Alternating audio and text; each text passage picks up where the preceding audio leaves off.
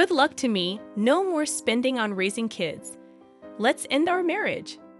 I was completely surprised when John suddenly said these words while we were getting ready for a funeral. I knew he was selfish, but this was even worse than I could have imagined. I want to marry someone, but she doesn't want kids. If Charlie is still alive, I'll keep losing money on child support and medical bills, right? Oh, what a relief. It felt terrible that this man was Charlie's father, but I agreed to the divorce. My mind cleared, but inside, I was boiling. I agreed to the divorce.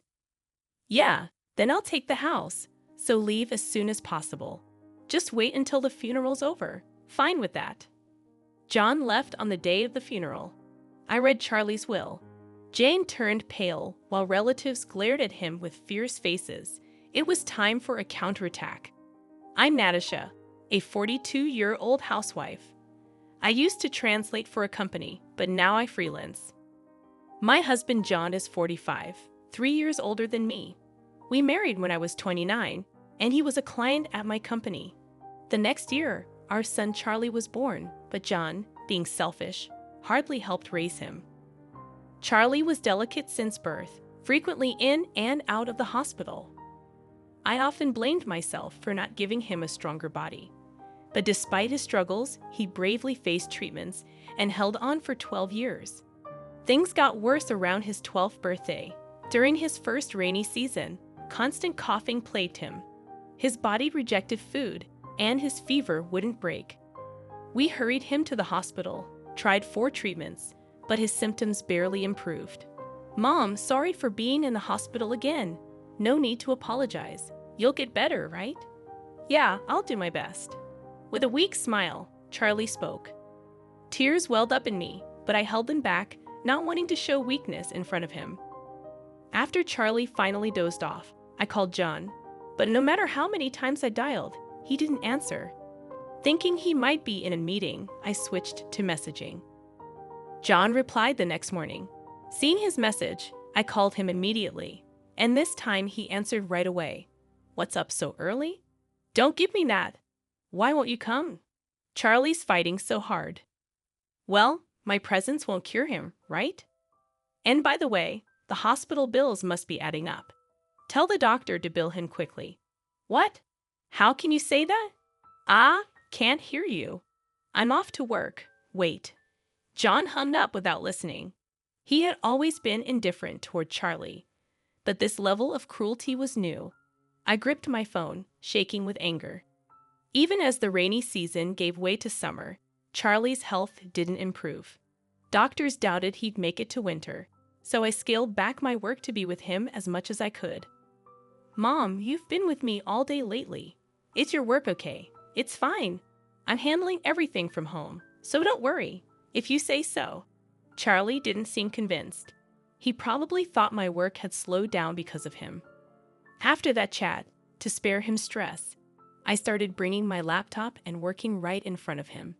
Charlie loved books and spent most of his days reading. He also enjoyed studying and would join the hospital school when he felt up to it. I wanted to let him do anything he wished, but John wasn't happy about it. Not only did he avoid visiting Charlie, but he also complained constantly at home. Hey, is that kid still not discharged? Staying in a private room, huh? What a waste of money. How can you say that when your son is fighting so hard? Why don't you visit him for once? I'm busy, okay? You visiting him is enough. John's attitude never changed, and he never visited Charlie in the hospital, despite being his father. I knew Charlie must be lonely, but I understood that forcing John to visit against his will wouldn't help, so I didn't push it further. By now, John often came home late, smelling of alcohol. He claimed it was for client entertaining, but lipstick on laundered shirts and motel receipts hinted at an affair. He had no time for Charlie, but made time for another woman. My love for John had faded, but I hesitated to divorce him, fearing it would upset Charlie. Despite my feelings, I endured it. Meanwhile, Charlie's health deteriorated. Summoned by his doctor, I received shocking news. I'm sorry, but he only has about a month left. What? Doctor, can't you do anything? As tears streamed down my face, The doctor assured me, "We'll do our best until the very end." For the next half month, we continued treatment, consulting with the doctor. However, Charlie's condition continued to weaken. "Am I going to be gone soon?" "What are you saying? There's so much more you want to do, right?" I encouraged him with those words, but privately cried away from his sight. When the doctor finally declared further treatment futile, I decided to bring Charlie home for his final moments. "Are we going home?" "Yes," the doctor said. "A change of scenery for a few days would be good." "Yay." Charlie's weak yet childlike response made me fight back tears. I informed John, but all he said was "etch" and left the house. This man is beyond redemption. I had completely lost hope in him. The discharge was set for the next evening, so I busied myself with preparations and paperwork. While packing Charlie's belongings, he suddenly asked me, "Mom, do you love Dad?" Taken aback by the sudden question, I stopped what I was doing. Charlie continued without waiting for my response. "Dad doesn't seem interested in me or you, so if you don't love Dad, I want you to divorce and live your life." Charlie must have sensed that things weren't going well between John and me, but as a parent, I couldn't let him worry about us until the end. I quickly put on a smile and replied, "What are you talking about? I love your dad, and he cares about us too. He's just too busy to visit, so don't worry, okay?" But okay. Charlie didn't seem convinced, but he dropped the matter. After that, he fell asleep, and I breathed a sigh of relief. 2 days later, Charlie passed away at home with me by his side. John never showed up till the end, and I stayed by Charlie's side, holding his hand. "Charlie, Charlie," I wailed, holding onto his cooling body, reminiscing about every moment since he entered my life. The doctor and a nurse who had been by our side since Charlie's youth joined us in mourning and explained the next steps. One of them handed me a letter from Charlie's bag. "This is from Charlie," he said, "to give it to you if anything happened." I received the letter from Charlie, expressing gratitude to the doctor and the nurse. Alone without John's assistance while Charlie battled his illness, I could only feel thankful for those who supported us during this challenging time. After they departed, I opened the letter beside Charlie. Its contents surprised me. What is this? Charlie's letter not only conveyed his gratitude, but also revealed something startling. Even as the funeral director discussed arrangements, I found my mind consumed by the letter's contents. Despite this, for Charlie's sake, I had to decide on the details, planning a modest and homey funeral. Then, the day before the funeral, John finally appeared, still smelling of alcohol. Alone, I had no energy left to confront him. John, noticing my exhaustion, casually remarked, "You aged," as he pulled out more alcohol from the fridge to drink. "Tomorrow is Charlie's funeral. Where have you been?" "I told you I was at work. What's with all these complaints? Why did I marry such a man? No, without him, I wouldn't have met Charlie." My mind was in turmoil. Charlie is no longer with us. Oh yeah, that's right. His attitude, as if Charlie was some distant relative, filled me with simmering anger. But arguing with him was pointless.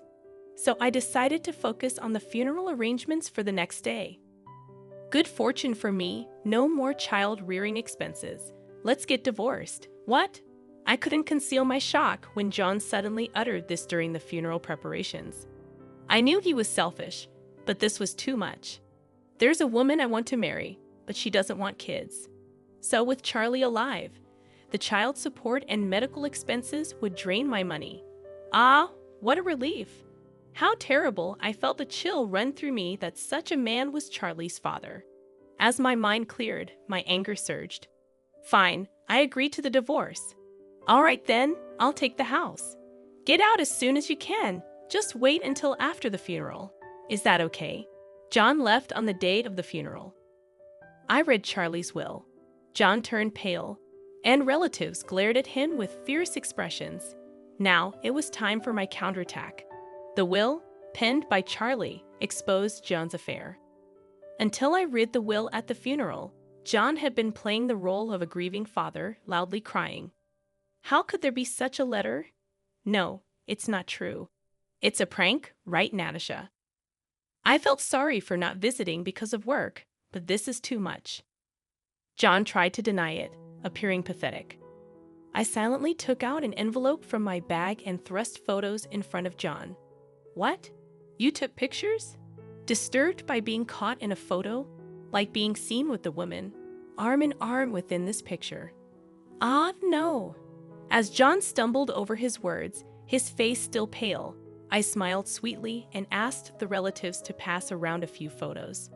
Whispers of disgust and small cries of shock arose from all around. Despicable, not visiting his frail son, but with this woman in such a scandalous manner. The glares at John intensified, and he slumped down in his seat. I then presented John with the divorce papers. He looked up at me in shock, his voice cracking as if he was about to cry. You didn't pay attention to me because you were always nursing him. It was just a fling. Forgive me, I don't want a divorce. Not paying attention? You're not a child. I repeatedly asked you to help me nurse him, but you always ran away claiming work as an excuse. But nursing is dirty. As soon as John said that, he disappeared from my view, and when I looked down, he was crawling on the floor, with my father-in-law standing over him, breathing heavily. You, what do you mean nursing your own son is dirty? Enough with the jokes. A parent who doesn't care for their child isn't a parent at all. You're the lowest of the low. My in-laws had always adored Charlie. They celebrated every hospital discharge with a meal, bought Charlie his favorite things, and never missed a visit.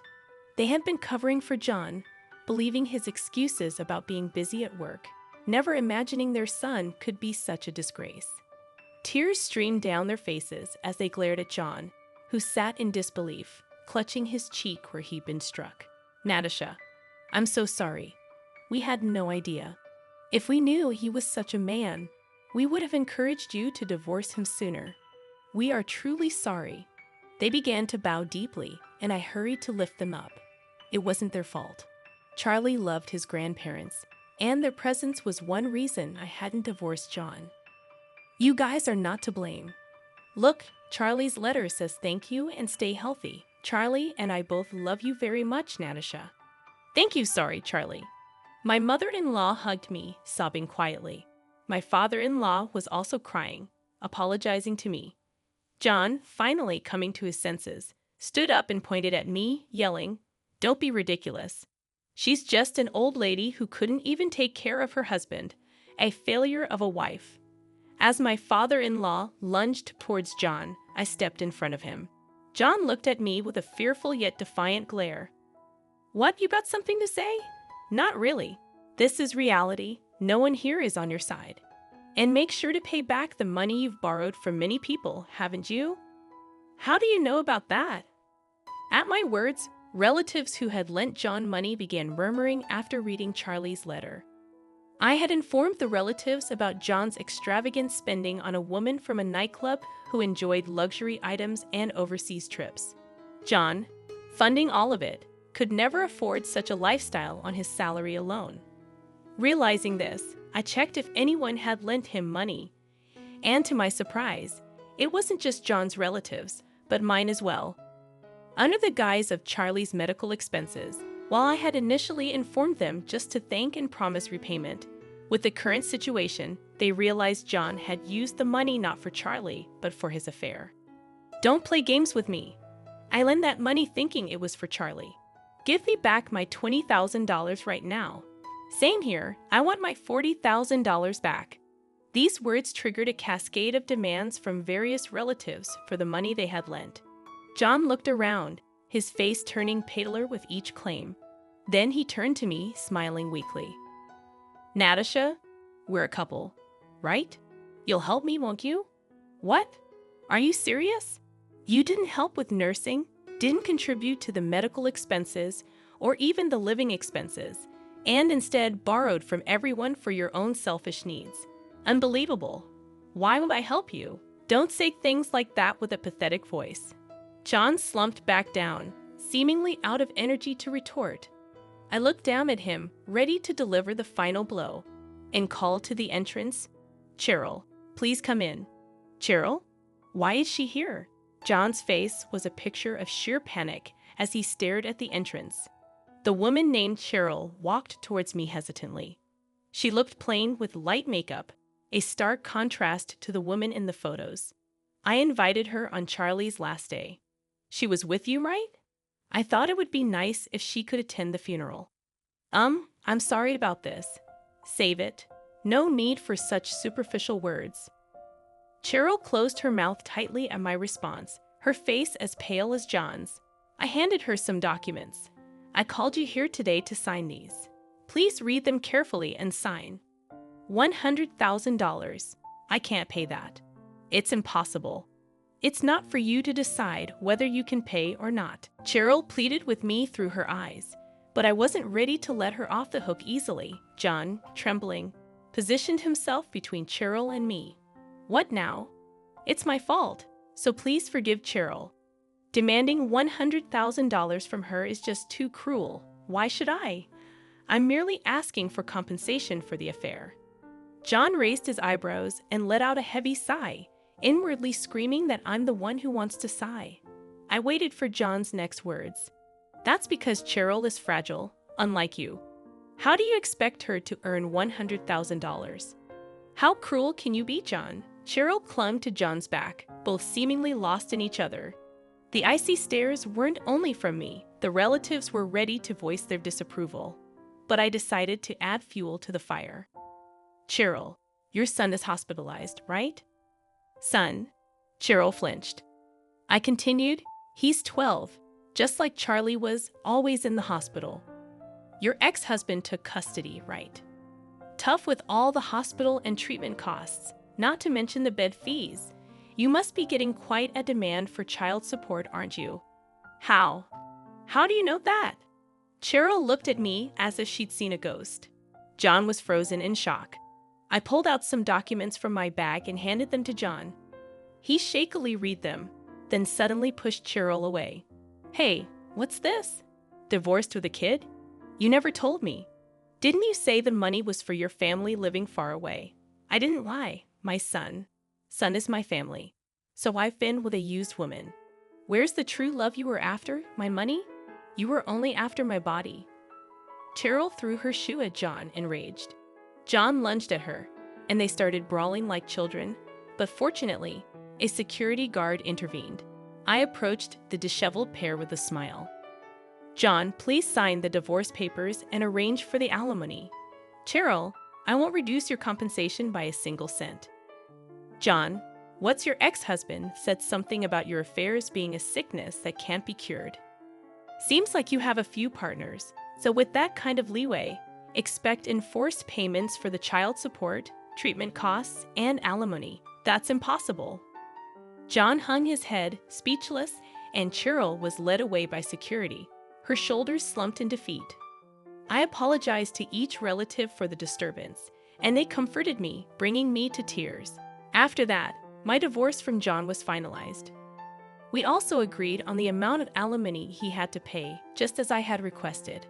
This incident infuriated his parents tremendously. Moreover, the extended family was outraged to discover they had been deceived too. Giving him the cold shoulder, of course, he was asked to return the money he embezzled, and it seems like he borrowed it from some shady sources. To repay the debt, he's been working tirelessly with multiple jobs, but the repayment is so huge that he's rumored to have nothing left for living expenses. Eventually, unable to keep up with the ballooning interest, last month he was taken away by some intimidating guys. His parents don't even intend to file a missing person report, so while I hope he's safe, I can't help but wish he suffers unimaginable pain. As for Cheryl, all the men she dated found out about her affairs and the child she had. Cutting off all financial support at 30, she's considered old for her line of work, struggling to attract clients, and eventually had to turn to her parents. She paid the alimony in one lump sum. However, she's since been sent to work on a farm on some island, with her wages going directly to her parents for debt repayment. As for me, I moved with Charlie's memorial tablet. I bought a house near the ocean, something Charlie always wanted, and now live there alone with the cat he wished for. I look forward to the times when my in-laws visit, and we reminisce about Charlie. Another letter from Charlie arrived for me. In it, he wrote in slightly blurred script about his gratitude. Apologies for leaving for heaven first, and his wish to be my child again in another life.